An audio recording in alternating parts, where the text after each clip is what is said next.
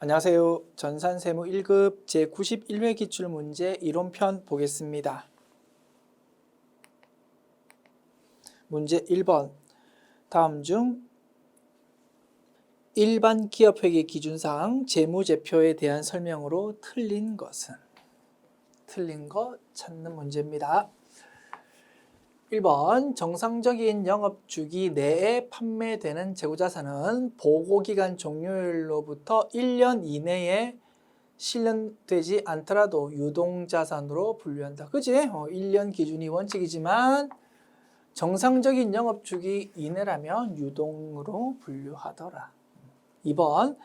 현금 흐름표 작성 중 사채 발행으로 인한 현금 유입 시에는 발행 금액으로 표시한다. 사실은 우리 현금 흐름표 안 배웠다, 그지?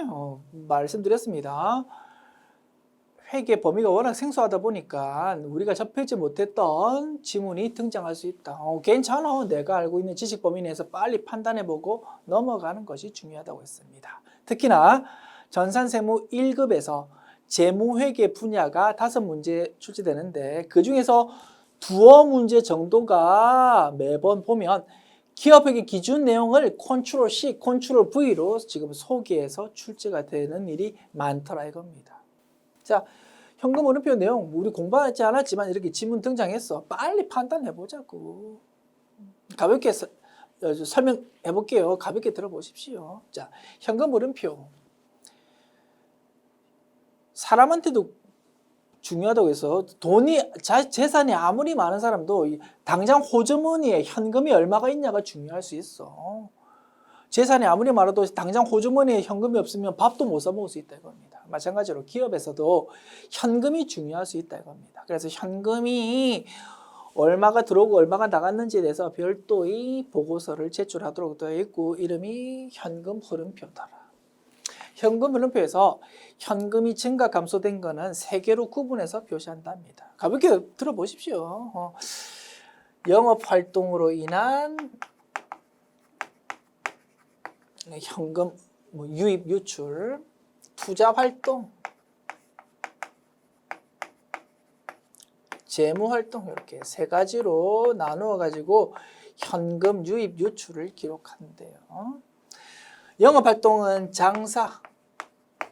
장사에서 돈 들어오고 나가는 거. 투자활동은 자산.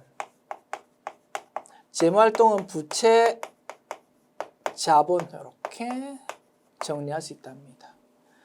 우리 회사 돈이 들어왔는데 우리가 사용하던 기계장치, 유형자산을 팔아가지고 돈 들어왔답니다. 그건 어떻게 해? 자산 팔아서 돈 들어왔으니까 투자활동. 별로 안 좋은 거지, 그지?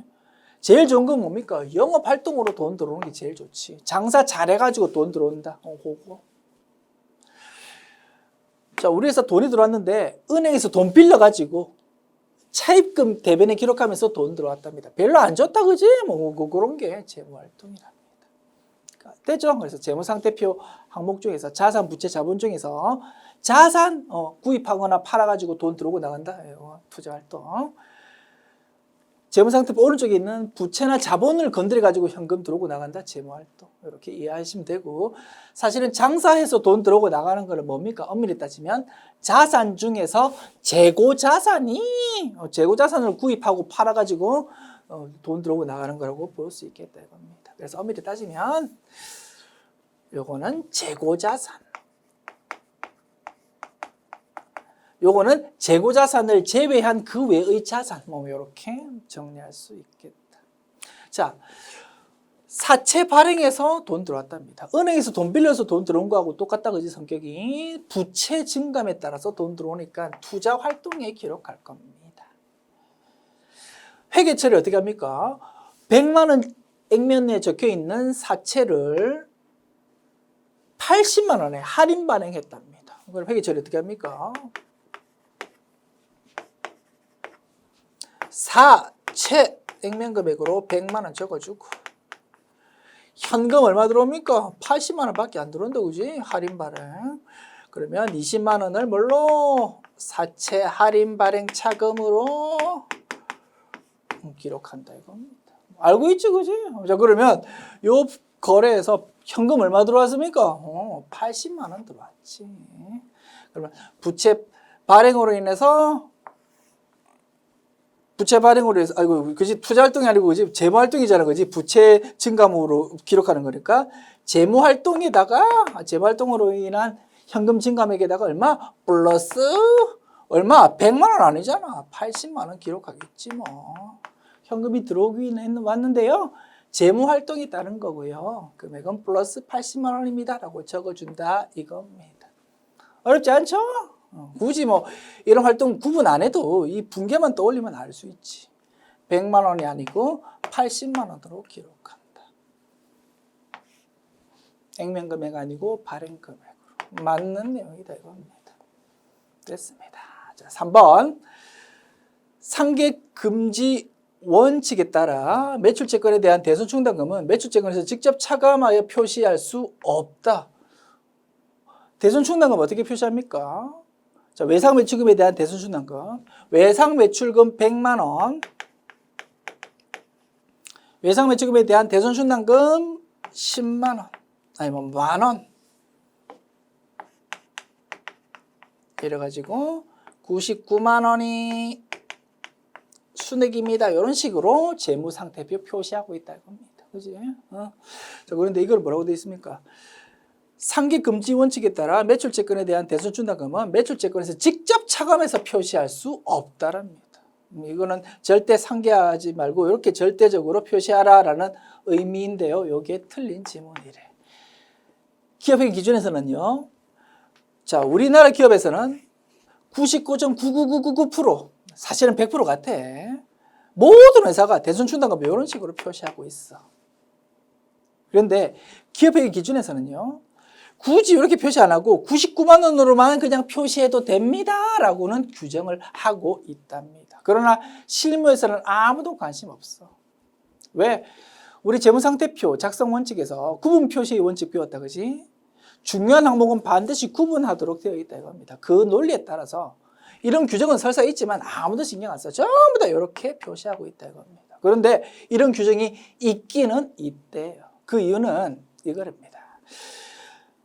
국제회계 기준이 도입되었다, 그지? 국제회계 기준은 뭡니까? 여러 나라의 회계 처리를 통합하자라는 취지에서 만들어진 규정입니다. 그러다 보니까 나라마다 좀 다른 면이 있는데 그거를 강제할 수가 없더라 이겁니다. 그래서 어떤 나라 보니까 대손충당금 계정과목 쓰지 않고 바로 그냥 상계처리에 그냥 직접 외상매출금 계정과목을 가지고 회계 처리하는 데가 있더라 이겁니다. 그런 회사는 인정해 주겠다 이거지. 그런 나라는. 그런 취지에서 국제회계 기준에서 굳이 대손충당금을 차감 형태로 표시 안 하고 직접 차감해도 됩니다라고 규정을 하고 있답니다. 국제회계 기준에서. 그거를 또 일반 기업회계 기준이 그대로 컨트롤 C, 컨트롤 V로 규정을 하고 있기는 있대. 4번 지문. 자본변동표 작성 시 자본금은 보통주 자본금과 우선주 자본금으로 구분해서 표시한다. 맞겠지 뭐, 그지? 재무상태표 표시할 때도 구분하니까 자본변동표에서도 배우진 않았지만 그렇게 구분하겠지. 그래서 정답은 3번인데요. 문제 자체가 중요하지 않겠지, 그지? 3번 지문 또 출제되면 안 되겠지. 가볍게 보시고 중요한 포인트는 뭐다고? 내가 알고 있는 지식 범위 내에서 현금 흐름표, 자본 변동표 우리가 공부 안 한 보고서가 나온다 하더라도 기죽지 말고 빨리 자신감 있게 판단하고 넘어가자. 그게 중요하겠습니다. 됐습니다. 문제 2번. 다음 중 주식회사 세무가 취득한 매도 가능 증권의 최초 취득 원가는 얼마일까요? 2019년 3월 1일 주식회사 세무는 매도 가능 증권 상장 주식이고 시장성 있고를 취득했답니다. 2020년 그러니까 그 다음 연도 기말 현재까지 보유 기간 중 추가 취득 및 처분한 주식이 없고 공정가액으로 평가하고 있답니다. 2019년도 취득한 연도와 그 다음 연도의 부분 재무상태표는 다음과 같답니다. 자, 매도 가능 증권에 대해서 평가 손익이 나왔을 때 그 평가 손익은 수익 비용이 아니고 뭐다고? 기타 포괄 손익 누계액으로 분류한다고 했습니다. 그러다 보니까 평가손익이 손익계산서로 기록되는 게 아니고 재무상태표에 자본 항목으로 표시된다고 했다. 그지? 그러다 보니까 중요한 특징이 성립하더라. 평가손익이 손익계산서로 가는 게 아니고 재무상태표로 그대로 남아있다 보니까 차변에 있는 자산의 매도 가능 증권 금액이랑 자본에 있는 매도 가능 증권 평가 손익이랑 요거를 차변으로 해쳐모여 하면은 뭘로 귀결된다고? 취득 원가로 귀결된다라는 중요한 특징이 있더라 이거지, 그지? 자, 그러면 자 2019년도 말 재무상태표라고요. 그러면 2019년도 말 재무상태표에서 요 두 계정 과목의 금액을 차변으로 해쳐모여 시키면 얼마가 됩니까? 차변에 150만 원, 대변에 플러스로 기록되어 있는 220만 원을 차변으로 보낸다고 마이너스 20만 원이 될 거다 이겁니다. 그래서 얼마? 130만 원이 될 겁니다. 그치? 그 다음 연도 이제 평가에 대한 회계 처리하고 나서 재무상태표가 이렇게 작성되었다고 요 두 개를 그치? 그치? 요 두 개를 차변으로 다시 해쳐모여 하면 되겠지. 그치? 차변으로 해쳐모여 하면 140만 원 그리고 오른쪽에 평가이 그 플러스로 기록되어 있다. 그지? 요게 차변으로 옮겨지면 140만 원 마이너스 10만 원 될 거고 그러면 취득원가 130만 원으로 싹 귀결될 것이다. 됐죠? 이거만 딱 포인트로 잡고 있자고 했습니다. 그래서 결론적으로 최저 취득원가는 얼마다고요? 130만 원입니다. 라가 130만 원입니다가 정답이고요. 정답 1번 되겠다. 문제 3번. 다음 중 회계 변경에 대한 설명으로 옳지 않은 것은 1번 변경된 새로운 회계 정책은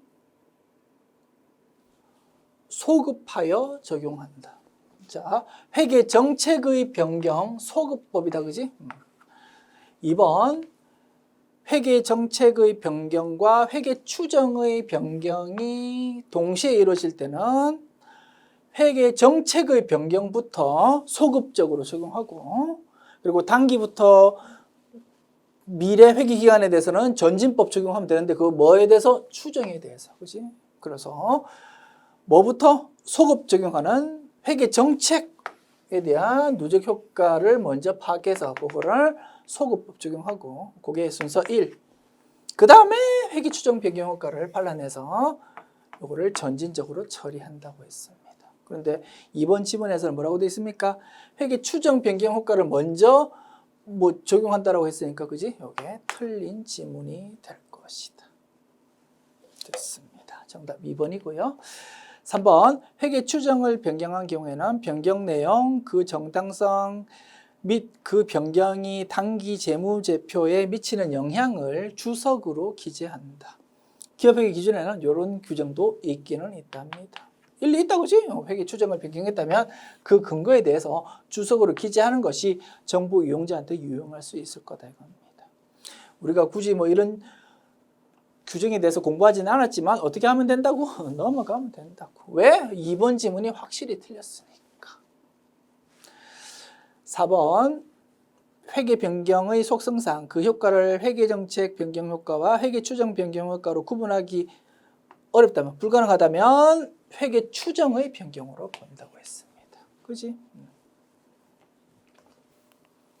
문제 4번 주식회사 세무는 사용하던 기계장치를 주식회사 대한의 차량 운반구와 교환했다. 해당 기계장치의 장부가액은 500만 원이고 추가로 20만 원을 주식회사 대한으로부터 현금 수령했다. 기계장치 공정가액이 450만 원일 때 차량 운반구 취득가액은 얼마일까요? 이종자산 간의 교환이다. 그지? 유형자산의 취득 유형에 대해서 우리 열심히 공부했고 그 중에서 이종자산 간의 교환으로 유형자산 취득했을 때 취득원가 어떻게 계산하는지에 대한 주제다. 핵심은 뭡니까? 내가 가지고 있던 기계장치랑 상대방이 가지고 있던 차량 운반구 서로 종류가 다르다 보니까 내가 가지고 있던 기계장치의 쓰임새는 이미 이제 끝난다라고 본다고 했습니다. 이종 자산 간의 교환. 그러면 요 기기장치 처분하면서 유형자산 처분 손익을 인식한다 안 한다? 한다라는 것이 결론이다. 그러다 보면 회계처리 열심히 하고 나면 결론값이 새로 취득한 자산의 취득원가는 내가 제공한 기기장치의 공정가치에다가 현금 수령액, 현금 지급액이 있다면 그 부분까지 좀 반영한 금액으로 결론값이 나오더라 이겁니다. 내가 제공한 자산의 공정가치 가지고 열심히 계산이 되더라가 결론이다. 그러한 결론 도출하기 위한 핵심은 뭐라고? 이종자산 교환은 유형자산 손익을, 처분 손익을 인식한다. 그게 핵심 포인트가 된다. 됐죠? 복습해 보았고, 자, 숫자 분석합니다. 나는 주식회사 세무.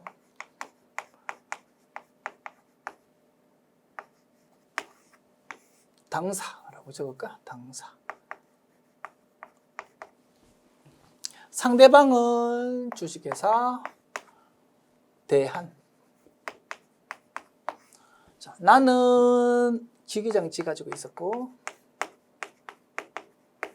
상대방은 차량 원망금을 우리한테 준답니다.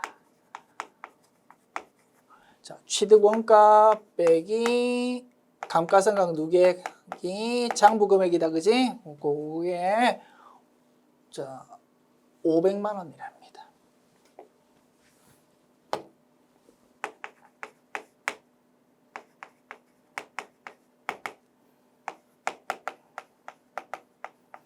상대방 회사가 가지고 있는 차량 운반구의 장부금액이 얼마인지는 나는 몰라. 관심 없어. 자, 공정가액이 실제 시장 금액을 보니까 자, 취득원가에서 감가상각 누계액 한 것이 500만 원으로 장부에 기록되어 있는데 실제 시장에 요 기기장치를 내다 팔았을 때 받을 수 있는 돈은 450만 원이랍니다.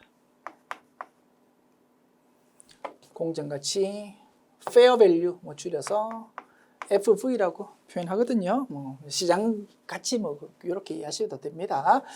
FV 공정가치. 아유, 자 예쁘게 FV. 자 공정가치 450만 원. 됐죠? 그래서 이 과정에서 장부금액 500만 원으로 기록되어 있지만 시장이 내다 팔면 450만 원밖에 못 받아. 그래서 그 교환 과정에서 요 차이 금액만큼 처분 손익이 인식된다 이겁니다. 처분 손실 되겠다, 그지? 500만 원 기록되어 있지만 450만 원밖에 못 받으니까. 그래서 처분 손실 50만 원을 기록하자. 됐습니까? 자, 그리고 상대방은 그러면 우리 기계장치 450만 원짜리 시장 금액으로, 그지? 랑 상대방 차량 운반구 차량 운반구를 교환한다. 그러면 상대방 차량 운반구가 얼마짜리겠습니까? 450만 원짜리겠지 뭐 당연히. 그래야 1대1로 교환이 될 거 아닙니까? 자, 그런데 상대방 추가로 20만 원을 상대방으로부터 현금으로 받았답니다. 아, 이거구나. 우리가 가지고 있는 기계장치는 450만 원짜리인데 상대방은 얼마짜리? 차량 운반구는 430만 원짜리다 이겁니다. 그러니까 1대1로 맞바꾸면 이상하잖아, 그지? 우리가 바보도 아니고. 그래서 상대방이 우리한테 요 430만 원짜리 차량 운반구랑 돈 20만 원이랑 추가해가지고 이렇게 교환이 이제 성립된다 이겁니다. 됐죠? 분석 끝났고. 자, 회계처리. 우리 회사 입장에서 회계처리 합니다. 자, 원칙으로 따지면 취득원가 대변에 적고 감가상각 누계액을 차변에 적는다, 그지? 그래서 순액으로 이제 500만 원만큼이 대변에 적히는 효과가 있을 겁니다. 그런데 이 문제에서는 뭐 취득원가, 감가상각 누계액 따로 안 줬고 500만 원이라는 장부금액만 주었으니까 500만 원 가지고 그냥 분석합시다. 더 단순하지 뭐. 자, 우리가 기기장치 주었습니다. 기기장치는 없어진다. 빠이빠이. 새로 들어오는 건 뭡니까? 차량 운반구가 들어옵니다. 안녕. 요 금액을 이제 얼마로 기록해야 되냐? 그게 이제 문제잖아, 그지? 자, 서로 공정가치가 1대1로 교환 안 되니까 20만 원 추가로 우리가 현금 받았답니다.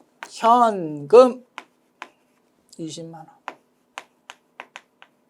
그리고 이정자산 간의 교환이다 보니까 처분 손실을 인식한다. 그게 결론이었다, 그지? 유형자산 처분 손실 비용을 대변에 적어줍니다. 유형자산 처분 손실이라는 비용. 됐습니다. 분석 끝났고 이렇게 우리 분개해야 되거든. 그러면 촬영금하고 취득원가 동그라미 금액은 얼마가 될까요? 차변합계 대변합계 똑같아야 되니까, 그치? 500만 원에서 50만 원 빼고 20만 원 다시 빼면 430만 원 되겠지 뭐. 사실은 촬영 방금 공정가치 요게 이제 결론적으로 기록되는 것인데 우리 회각 이론 그리고 기업회계 기준에서는 요거를 어떻게 표현하냐면 내가 제공한 기계장치의 공정가치 450만 원. 그지? 여기서 현금 뭐 수령하거나 지급한 거 있으면 그거 좀 반영해 가지고 계산한다라고 규정을 하고 있다 이겁니다. 그러면 450만 원에서 20만 원 뺀 그게 이제 430만 원이 새로 취득하는 촬영금방구의 취득원가가 되는 것이다. 됐죠? 이렇게 열심히 분석했고 그래서 촬영금방구 취득원가 얼마다고? 430만 원이라고. 정답 1번. 됐습니다. 우리 공부한 내용이지만 복습 차원에서 조금 자세하게 다시 뜯어보았다. 문제 5번. 다음 중 재고자산에 대한 설명으로 옳지 않은 것은 1번. 읽기도 싫다, 그지? 이제 이게 또 일반 기업의 기준인 규정을 컨트롤 C, 컨트롤 V로 한 문제인데요. 겁이 납니다, 그지? 뭐 중요한 문구면 참 좋겠는데 막 이상한 문구도 가끔 등장하니까. 자, 여차하면 넘어간다라는 각오로 이제 문제 임합시다. 자, 틀린 거 찾는다. 정상적인 영업 과정에서 판매를 위해서 보유하거나 생산 과정에 있는 자산 또는 서비스 과정에 투입될 원재료나 소모품의 형태로 존재하는 자산을 말한다. 맞다, 그지? 주된 영업 활동으로서 판매를 위해서 보유하는 자산이다. 다만 우리 기업회계 기준에서는 제조업도 고려해야 되니까 뭐 생산 과정에서 어쩌고 저쩌고 뭐 이런 말도 있고 실무에서는 거의 없지만 가끔은 서비스업에서도 뭔가 재고자산을 보유하는 경우가 있는 모양이야. 그래서 그런 것도 고려하는 거야. 뭐 어쩌고 저쩌고 뭐 이렇게 설명되어 있다 이겁니다. 됐죠? 자, 그래서 1번 맞고 2번 재고자산은 취득원가를 장부금액으로 한다. 다만 시가가 취득원가보다 낮은 경우는 시가를 장부금액으로 한다. 맞다, 그지? 저가법이라고 부른다. 3번 보험료는 재고자산 취득 과정에서 정상적으로 발생하였다 하더라도 매입원가에 가산하지 않는다. 이런 부속 규정을 가져왔다 이겁니다. 뭡니까? 취득원가는 물건값에서 매입가액에서 취득 부대 비용을 더한다 이겁니다. 그죠? 취득 부대 비용은 매입 과정에서 정상적으로 생기는 운송비, 수수료, 제세금 이런 거를 말한다. 근데 만약에 보험료라는 것이 취득 과정에서 생긴다면 어떻게 할 거냐 이겁니다. 뭐 취득 과정에서 생겼다면 취득 부대 비용이잖아. 그 실질이, 그지? 그러면 당연히 취득 부대 비용을 끼워 넣어야 되겠지. 이런 거를 소개하고 있네. 그런데 그거를 가산하지 않는다고 해서 좀 변형했거든요. 그래서 3번이 틀린 지문이래요.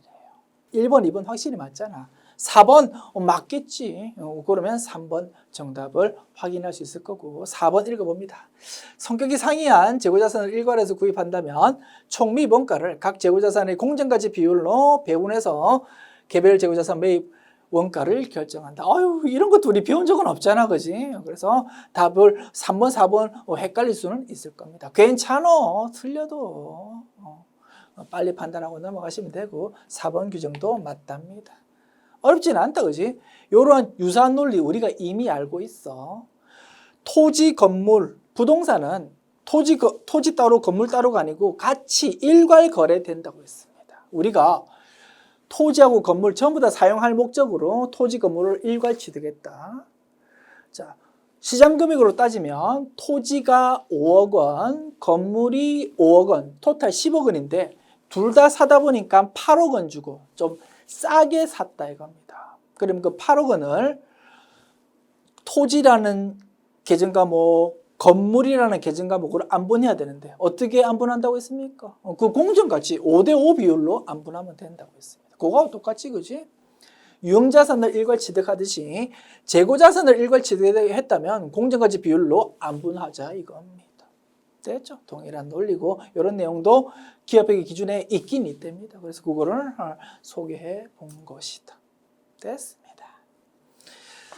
자, 그래서 정답은 3번 됐고요. 참고로 뭐 기업회계 기준에서도 뭐 이런 규정이 있긴 있습니다만 우리 수업 목적에서는 훨씬 중요한 게 뭡니까? 우리가 자동차 유형자산 취득했어. 자, 세금을 낸다. 취득세는 뭐? 취득부대 비용. 자동차세는 보유 단계니까 비용. 그지? 취득세는 자산이고 자동차세는 비용으로 처리한다. 그리고 자동차 보유 과정에서 자동차 보험료 낸다. 그지? 그거는 뭐? 보유 단계니까 비용이다. 그게 훨씬 중요할 겁니다. 굳이 매입 단계에서 무슨 보험료가 드는 거를 굳이 규정이 있겠지. 뭐 하도 많은 사례가 있으니까. 그거를 굳이 이렇게 소개했다는 점은 조금 아쉽고요. 그래서 규정이 중요한 게 아니고 어떻게 빨리 판단하자. 그게 중요한 포인트다. 됐습니다.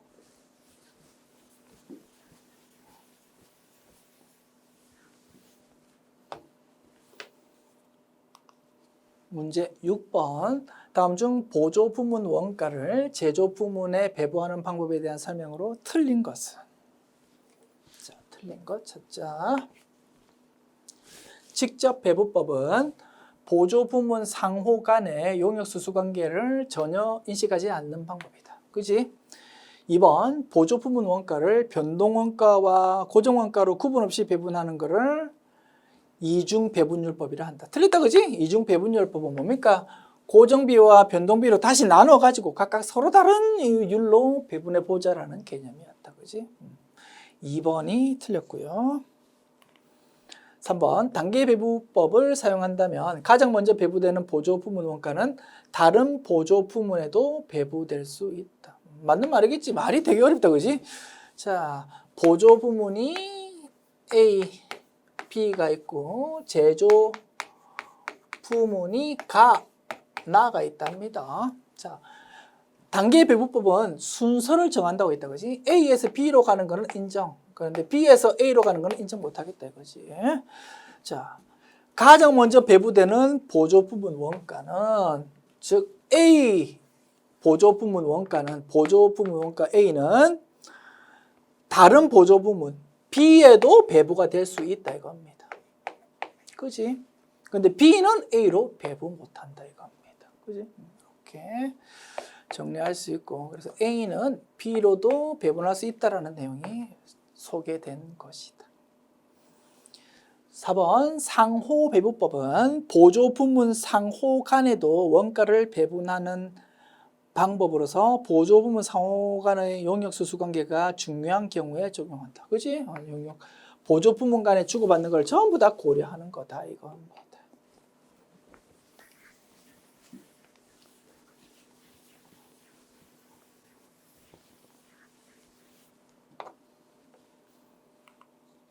문제 7번.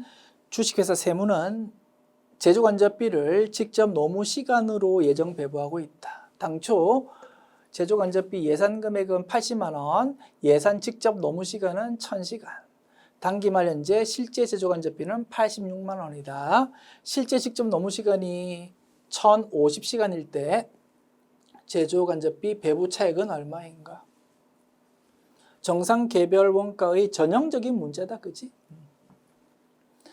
자, 제조간접비 예산 금액에서 예상되는 직접 노무 시간을 나눈 것이 80만 원 나누기 1000 한 것이 예정 배부율일 것입니다. 80만 원 나누기 1000 하면은 800. 이게 예정 배부율 다가 실제 조업들을 곱한다.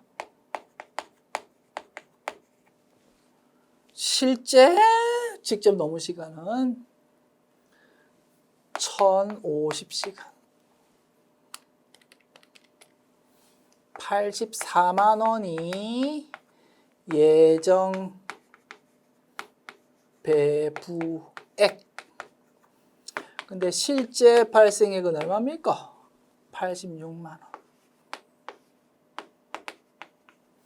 배부 금액이 작네. 과소 배부 얼마? 22만 원. 2만 원 과소 배부. 정답은 1번 되겠습니다.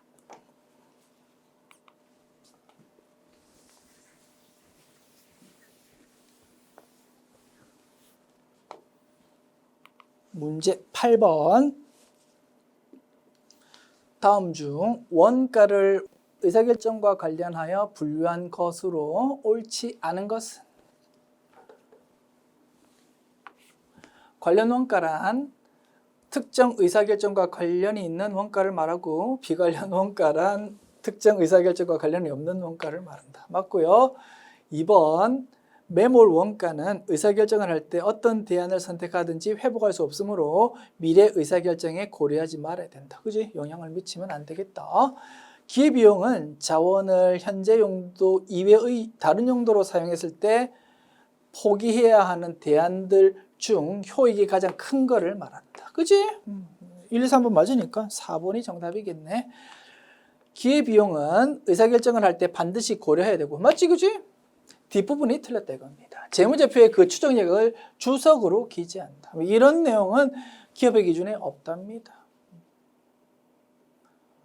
원가 회계 분야니까 당연히 기업의 기준에서는 건드릴 이유 없겠지. 회사 내부적으로 알아서 하는 거겠지. 그지? 그리고 기회비용은 회사 내부적으로 의사결정할 때 고려해야 되는 것일 뿐 외부 정보 이용자한테는 줄 필요 없다 이겁니다. 주면 오히려 더 혼란스러울 수 있겠지. 그지? 그래서 이 뒷부분 때문에 4번이 틀렸대요. 됐죠?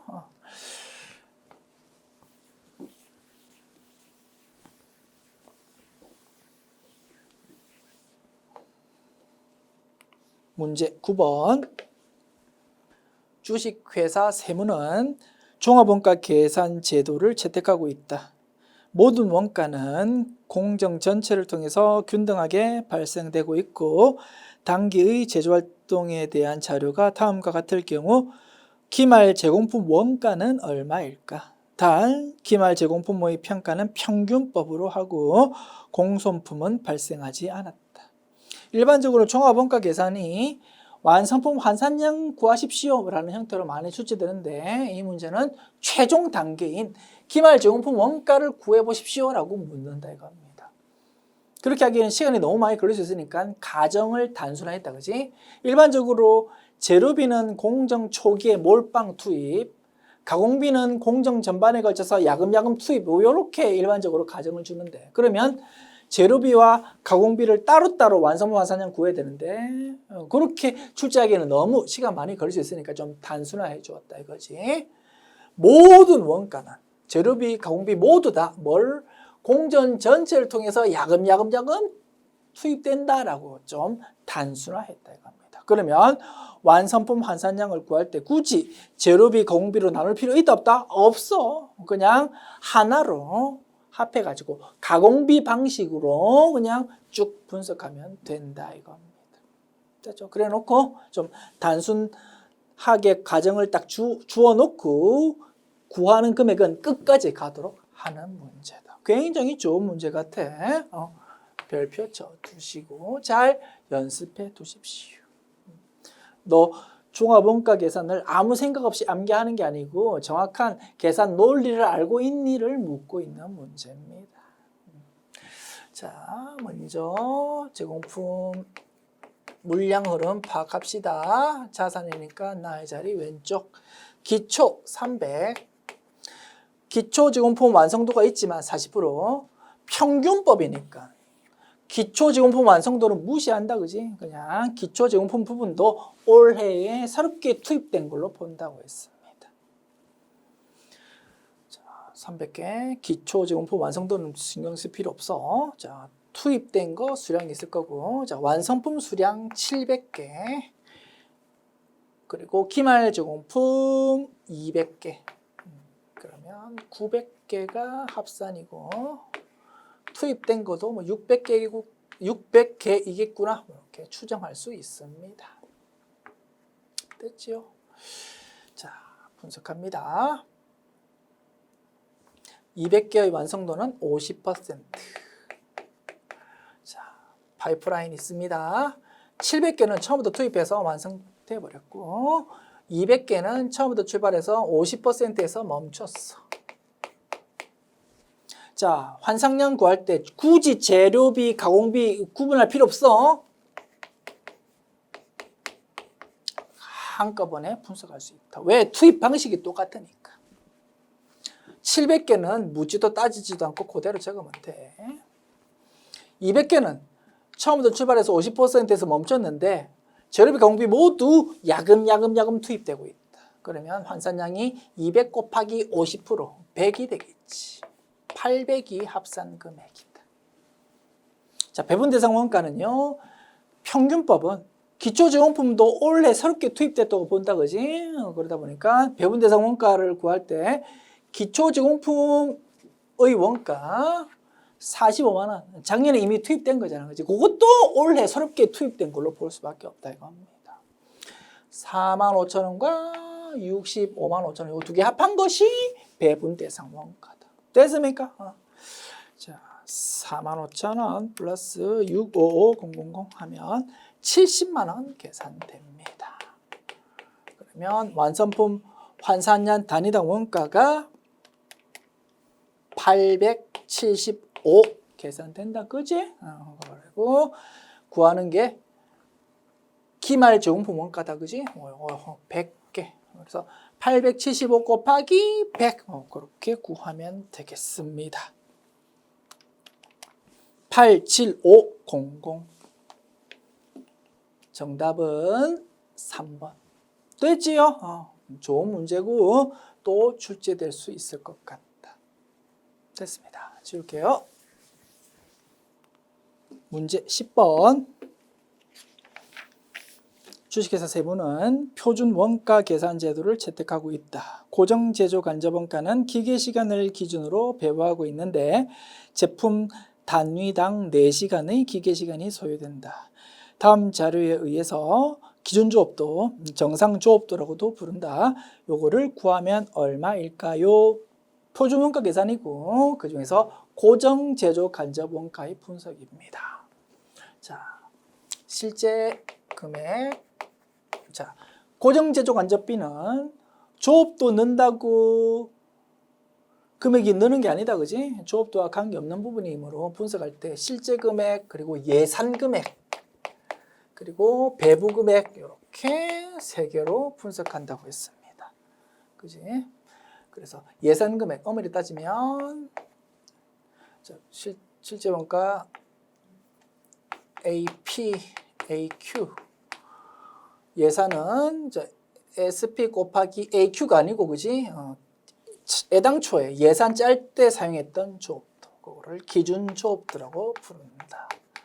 이렇게 분석할 수 있는 거고, 배부 금액은 SP 곱하기 SQ 이렇게 표현할 수 있고, 고정 제조 간접비 분석할 때의 SQ는 뭐라고요? 실제 생산량에 허용된 표준 투입 수량이므로 결국은 실제 생산량을 의미하게 되는 거다 이겁니다. 그래서 기준 조업도를 가지고 예산 금액을 딱 짰는데 실제 생산을 더 많이 하면은 유리한 결과가 나온다 이겁니다. 똑같은 금액을 여러 개수의 제품이 나눠 먹으니까 비용은 떨어지는 것을 의미한다. 그지? 그거를 조업도 차이라고 부른다고 했습니다. 자, 예산액이 2만 원이거든요. 실제 생산량이 900단위예요. 900단위입니다. 실제 발생액이 21,000원입니다. 예산 차이, 요거를 예산 차이라고 부른다, 그지? 1,000원 분리. 조업도 차이가 2,000원 분리. 이렇게 이렇게 자료 나와 있습니다.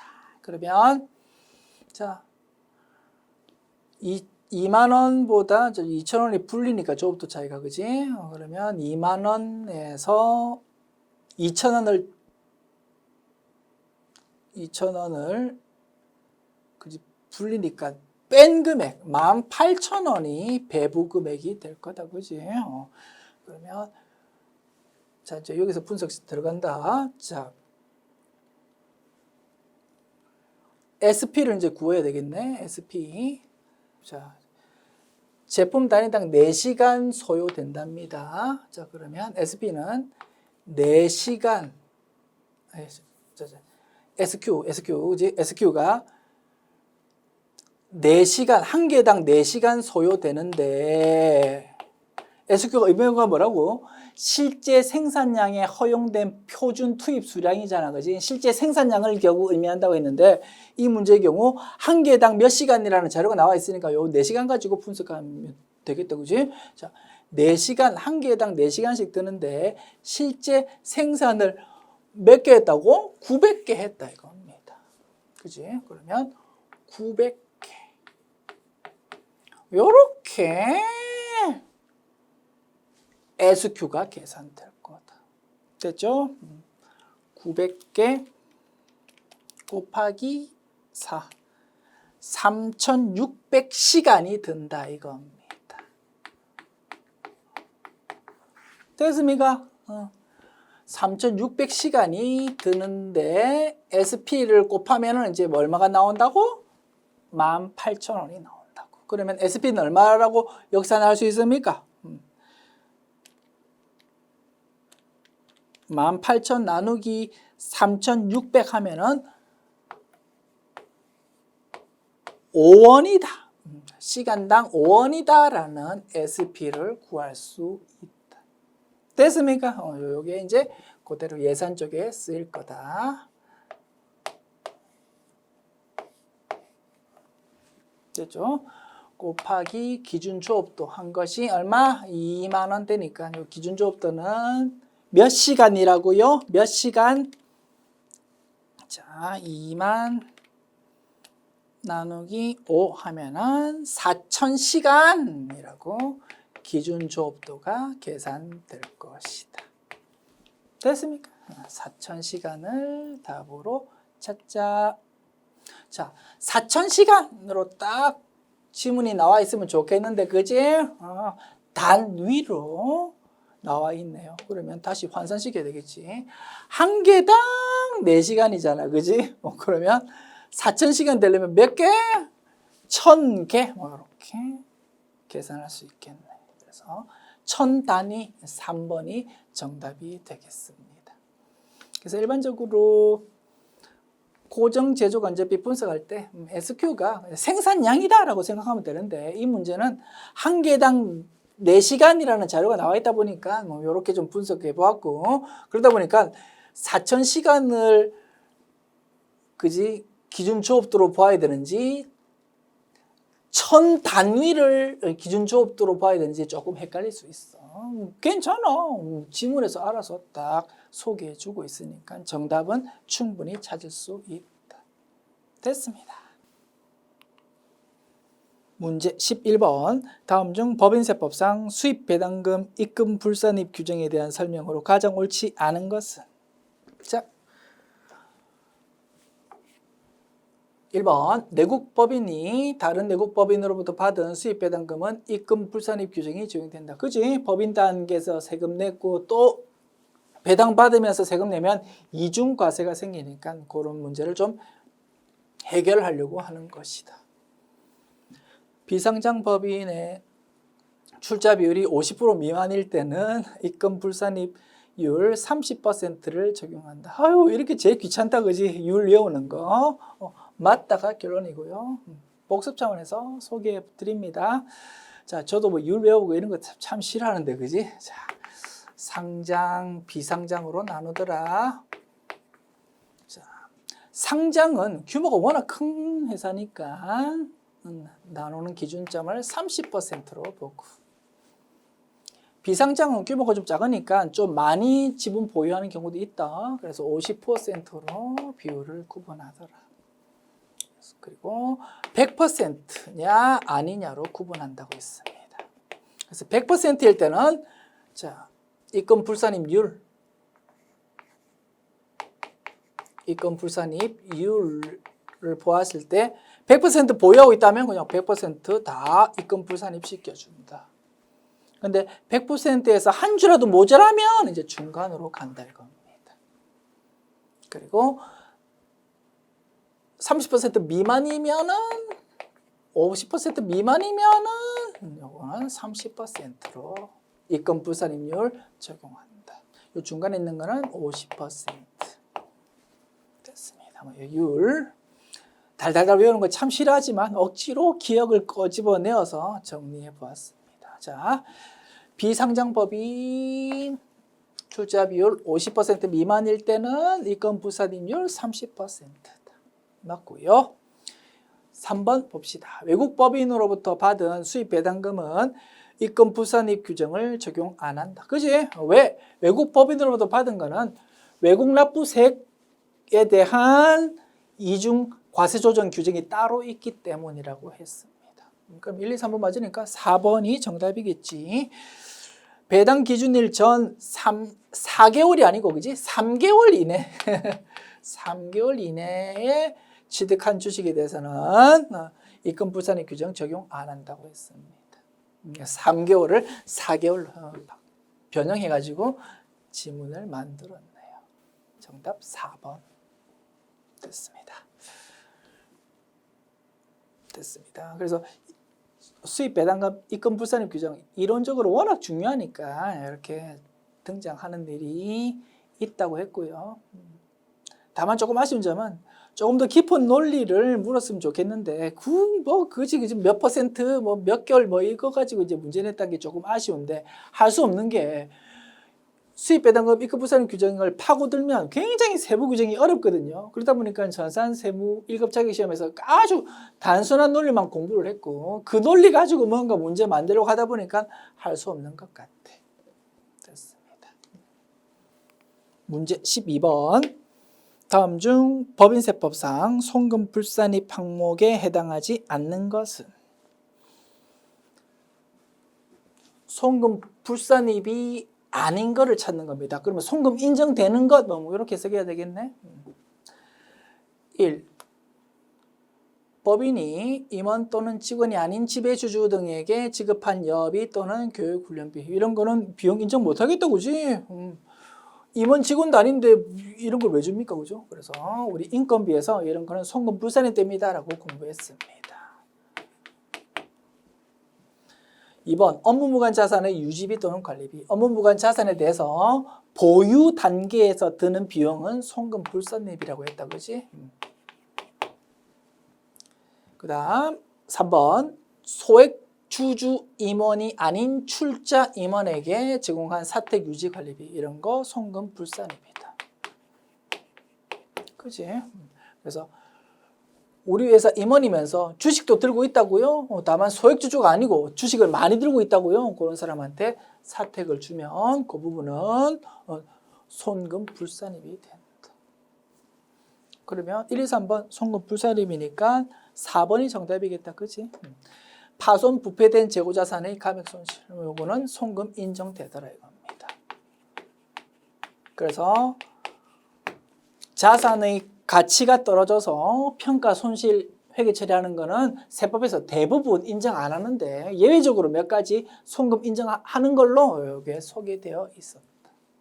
됐죠?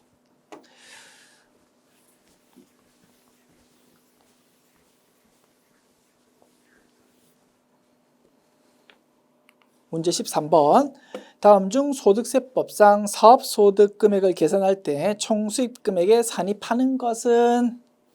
자, 소득세법에서 사업소득 계산할 때, 자, 소득세법에서는 우리 회계에서는 수익, 비용이라고 부르고, 소득세법에서는 총수입 금액, 필요 경비 이렇게 부르고, 법인세법에서는 입금, 손금이라고 부르더라, 그지? 됐습니다. 자, 그래서 사업소득 계산할 때 총수익금액으로 인정되는 것, 안 되는 것, 필요경비로 인정되는 거, 안 되는 거 몇 가지 정리 간단하게 했다 이겁니다. 대부분의 논리는 법인세법과 동일하고 소득세법 성격상 몇 가지 차이가 조금 더 있다라고 이해하시면 되겠다. 자, 그 부분을 묻는 거고요. 사업소득 계산할 때 총수입금액에 산입하는 거나, 즉 총수입금액으로 인정하는 거를 찾아보자 이겁니다. 1번 소득세 환급 가산금. 이거는 법인세 논리로 그대로 판단할 수 있다, 그지? 국세를 많이 냈습니다. 많이 낸 국세를 다시 돌려줘, 나라에서. 그럼 우리가 돌려받았어. 자, 그 본 세금 자체가 돌려받았을 때 입금이냐, 입금 아니냐를 따지는 거는 그 본 세금을 낼 때 손금으로 인정되냐, 안 되냐로 판단한다고 했습니다. 예를 들어서 법인세를 많이 냈다가 돌려받았다? 그러면 법인세 낼 때는 손금 불산입이니까 돌려받을 때도 입금 불산입이다. 근데 지금 말하는 거는 그 본 세금이 아니고 그 본 세금 돌려주면서 이자 명목으로 조금 돈을 더 붙여준다 이겁니다. 그거는 본 세금 성격과 관계없이 그냥 입금 불산입이라고 했다. 그치? 이자 명목으로 나라에서 돌려주는데 그런 보상 혜택이 만약에 입금 산입해버리면 법인세가 올라가서 그 보상 혜택이 좀 효과가 줄어들 수 있으니까 그런 보상 혜택 효과를 유지시키기 위해서 입금 불산입한다고 했었지. 그지? 그거를 국세 환급 가산금이라고 실무에서 부른다고 했고 실무 용어가 시험에서도 그대로 출제가 된다고 했습니다. 그지? 그래서 국세 환급 가산금, 소득세 환급 가산금이라는 지문이 나왔다 이겁니다. 그지? 그래서 요거 입금 불산입이다. 그러면 소득세법으로 해석하면 총수입금액 불산입. 뭐 그렇게 이해하면 되겠지. 자, 거래 상대방으로부터 받은 장려금. 자, 판매 장려금 설명을 드렸습니다. 부가가치세법에서 굉장히 중요했다, 그지? 자, 회계에서는 자, 우리가 물건 팔고 주요 고객한테 내년에도 잘 부탁드립니다라는 차원에서 돈을 준다. 그런 게 판매 장려금이잖아, 그지? 그런 거를 줄 때, 즉 리베이트를 줄 때 회계에서는 어떻게? 매출에서 그대로 차감한다고 했습니다. 매출 N우량하고 똑같이 회계 처리한다. 그런데 부가가치세법은 철저하게 재화 용역을 공급했냐 아니냐로 따지기 때문에 판매 장려금 지급한 거는 절대로 과세 표준에서 빼지 말고 그대로 놔두라라고 규정하고 있다고 했다 이겁니다. 자, 지금은 뭡니까? 소득세를 물어보는 겁니다. 자, 결론. 소득세 법인세에서 판매 장려금에 대해서 언급하고 있는데 회계하고 결론 똑같습니다. 결론은 똑같은데 규정하고 있는 방식이 조금 다르답니다. 자, 결론. 회계는 어떻습니까? 회계. 어디다 적을까? 자, 회계에서는 판매 장려금 지급을 하면 어떻게 하라고요? 매출에서 차감, 즉 수익에서 차감시키라 이겁니다. 그러면 판매 장려금을 우리가 물건 구입하면서 판매 장려금을 받았답니다. 그럼 어떻게? 매출하면서 지급하는 판매 장려금은 매출 N이라고 똑같게 처리하면 구입하는 과정에서 판매 장려금을 상대방으로부터 받았다. 그러면 매입 N이라고 똑같게 처리하지. 매입 N으로 처리하면 결국 매출 원가가 작아질 거다 이겁니다. 즉 수령하면은 비용이 작아질 것이다. 됐죠?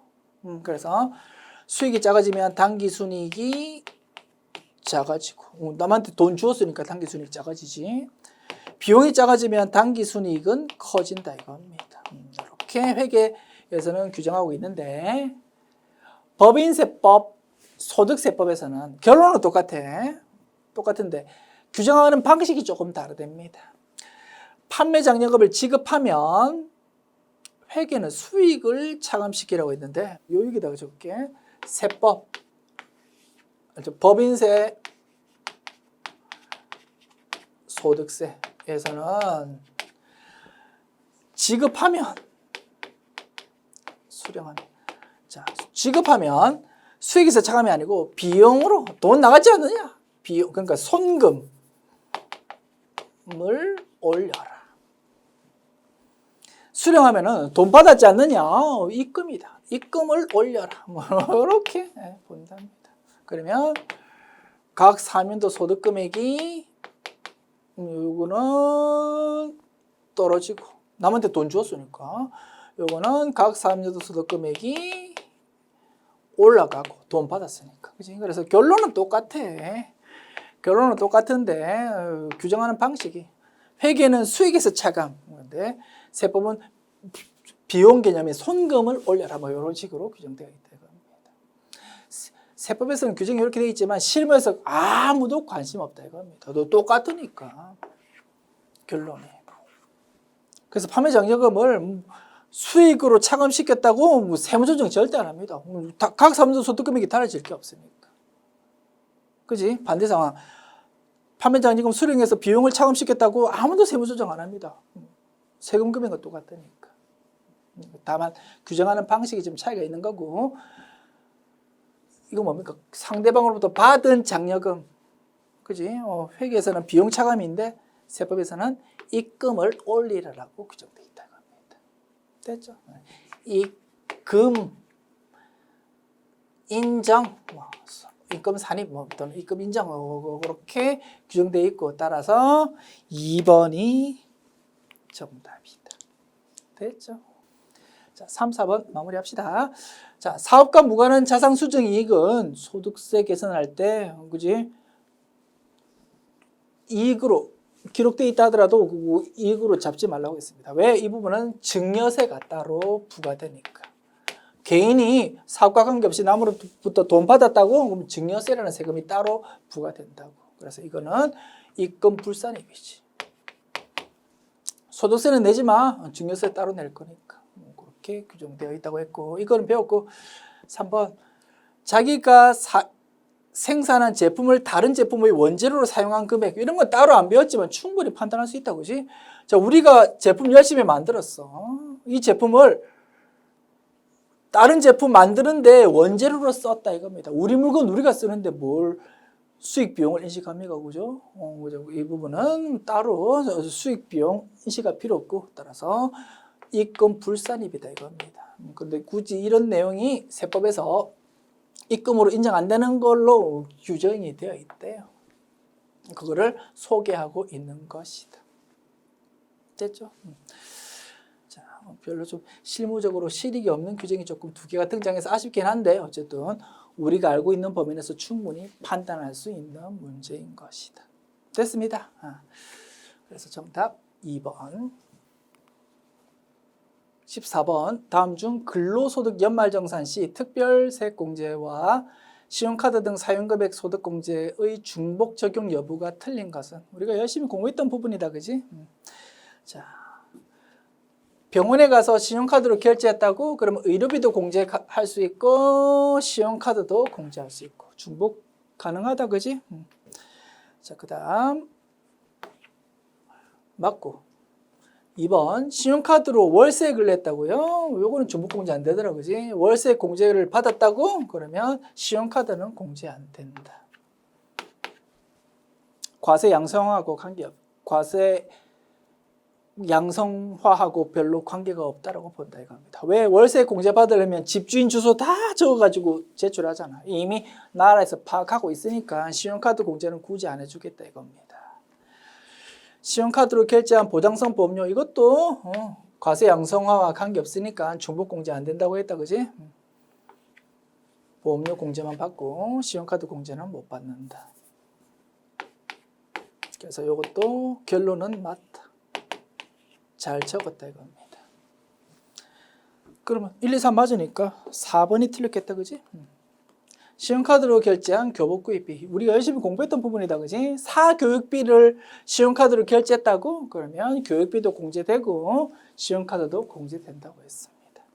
그래서 교육비 공제 가능, 신용카드도 공제 가능인데 공제 불가라고 적었으니까 이게 틀린 지문이다. 됐죠?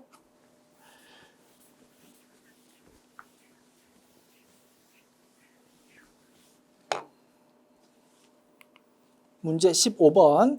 다음 중 부가가치세법상 과세 대상인 재화 또는 용역의 공급인 것은 과세 대상을 찾아보십시오. 그 뜻이다. 그지? 뭐 면세인지 아닌지를 판단하는 문제입니다. 단골 메뉴죠. 상가 부수 토지의 임대. 토지를 사고 파는 거는 면세인데 토지를 임대하는 거는 과세라고 했다. 그지? 그럼 과세 대상을 찾으라고 했으니까 정답은 1번이 되겠네. 자, 2번. 국민주택 규모 초과 주택 및 부수 토지의 임대. 그래서 평수가 넓은 주택이라 하더라도 임대하는 거는 전부 면세라고 했다. 상가 부수 토지의 매매. 토지를 매매하는 거는 면세다. 국민주택 규모 이하 주택의 매매. 주택 매매는 평수가 넓으면은 과세고 평수가 좁으면은 그냥 국민주택 규모 이하면 면세라고 했습니다.